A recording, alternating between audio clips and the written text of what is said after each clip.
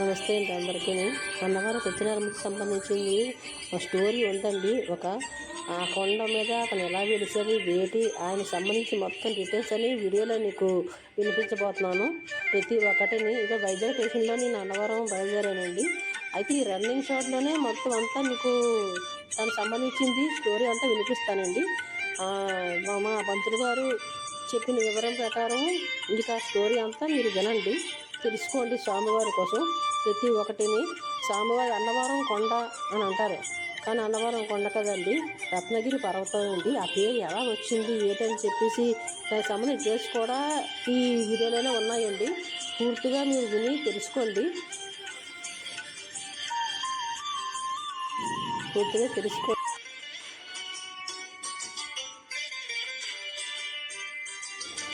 ఇంకా railway station నుంచి చూపిస్తున్నానంటే Visakhapatnam railway station నుంచి ఇక్కడ బయలుదేరండి. అయితే ఇవ్వండి, అక్కడి నుంచి బయలుదేరాను కనుక వీడియో చూపిస్తున్నాను మీకు. ఇదంతా రైల్వే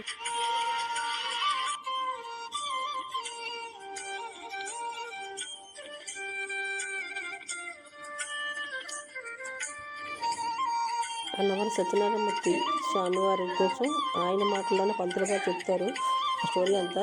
పంతులు గారి మాటల్లోనే మీరు వినండి. ఈ ప్రయాణంలోని ఈ ట్రైన్ విశాఖపట్నం బయలుదేరింది, అన్నవరం వరకు కంటిన్యూ అవుతుందండి. మీరు చూడండి, చూస్తూ వినండి, స్వామివారి కోసం తెలుసుకోండి. శ్రీ గురుభ్యో నమః. హరి ఓం. వీర వెంకట సత్యనారాయణ స్వామి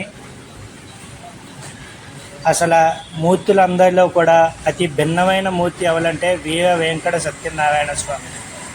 కలియుగంలో ఎటువంటి కష్టాలనైనా తీర్చి మోక్షాన్ని ప్రసాదించే స్వామి వీర వెంకట సత్యనారాయణ స్వామి. అందరి స్వాములకి ఒకలాగా పేరుంటే ఈయనకి ఇలాగెందుకు పేరుంది? వీరుడేంటి, వెంకటేంటి, సత్యనారాయణ స్వామి ఏంటి, 3 పేర్లు కలిపి ఒక దేవుడికి పెట్టడం ఏంటి అనేది కొంతమందికి సంశయం ఉంటుంది. వీర వెంకట సత్యనారాయణ. వీర అంటే ఏదైనా సాధించగలవాడు అని, ఆయన ఈశ్వర స్వరూపం. వెంకట అంటే ఎటువంటి కష్టాన్నైనా తొలగించేవాడు వెంకట. సత్యనారాయణ అంటే బ్రహ్మదేవుడు, సత్యస్వరూపం బ్రహ్మ. కాబట్టి త్రిమూర్తులు ఏకమైన ప్రదేశం కాబట్టి దాన్ని వీర వెంకట సత్యనారాయణ స్వామి అన్నారు. ఈయన భక్తుడు రత్నగిరి కొండ మీద ఉన్నాడు. ఈయన ఎలాగా వెలిశాడు రత్నగిరి కొండ మీద కంటే 1 శతాబ్ద కాలం ముందే ఈ ఆలయం నిర్మించబడింది. మేరు పర్వతానికి 2 కొడుకులు, వాళ్ళ పేరే రత్నుడు ఒకడు, భద్రుడు ఒకడు.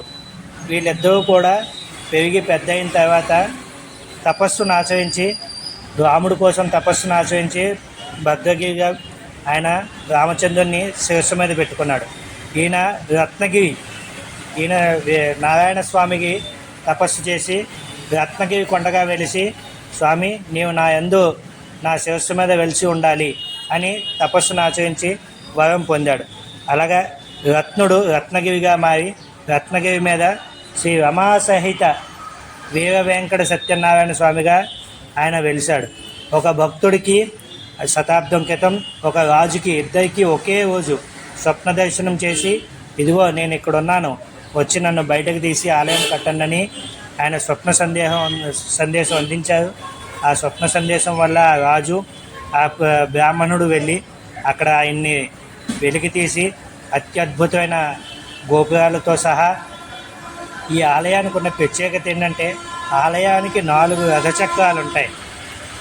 కలియుగాంతంలో పూరి జగన్నాథ స్వామి రథచక్రాలుగా వస్తాడు అనేదానికి ఒక ఆనవాలుగా ఈ ఆలయం పరీక్షించి చూస్తే ఒక రథచక్రంలాగా, ఒక రథంలాగా కనిపిస్తుంది.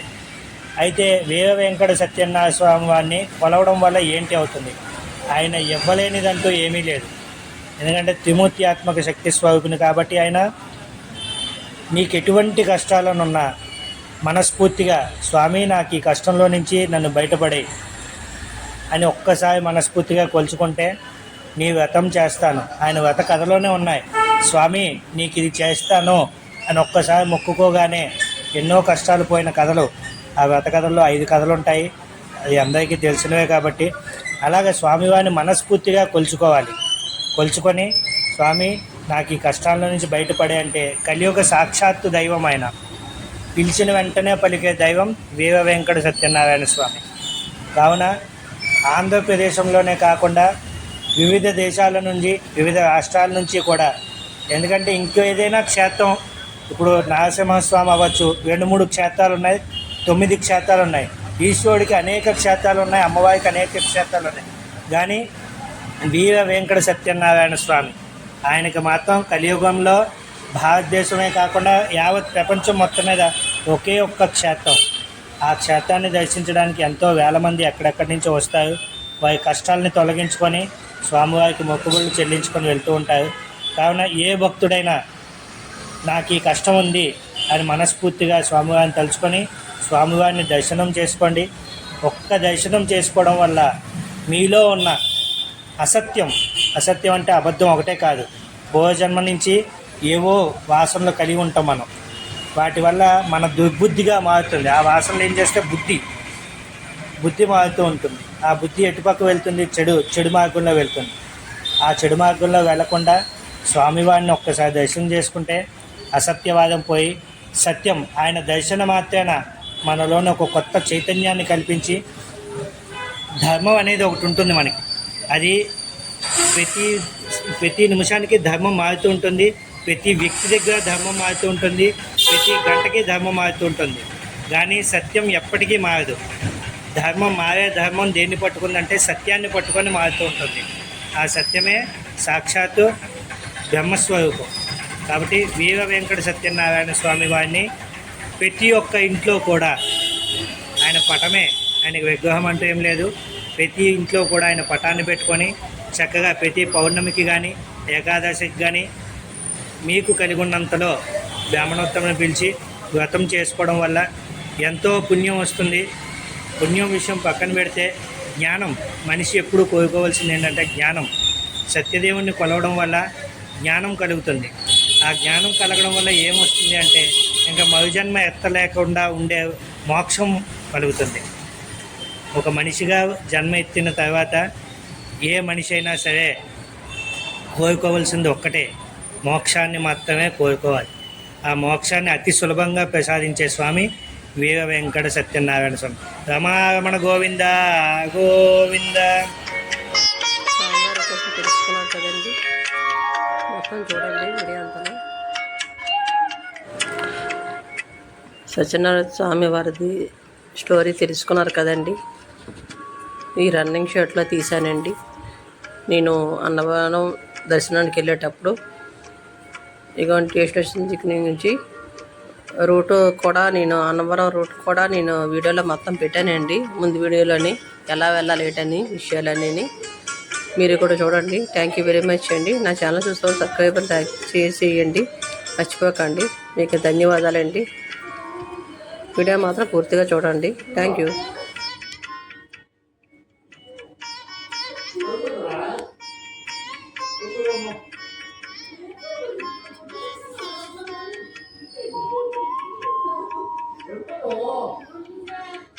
అన్నవరం స్టేషన్ అండి ఇది. అన్నవరం చేరుకున్నాము. ఇక్కడ నుంచి నేను ముందు వీడియో పెట్టాను, అది చూడండి.